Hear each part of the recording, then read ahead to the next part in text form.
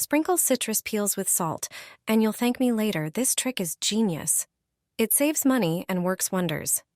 Next time you enjoy citrus fruits, don't toss the peels. Instead, throw the spirals into boiling water.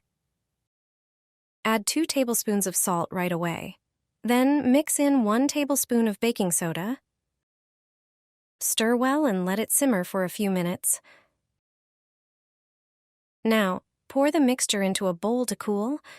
The citrus peels are no longer needed. To enhance the formula, add 3½ ounces of vinegar. It should fizz slightly. Stir, then add 7 ounces of dish soap. Finally, pour in about 7 ounces of water and mix thoroughly. Transfer the liquid into bottles. Let's test it. Apply some to a sponge and watch it foam beautifully.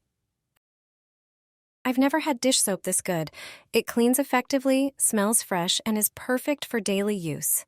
You're going to love it.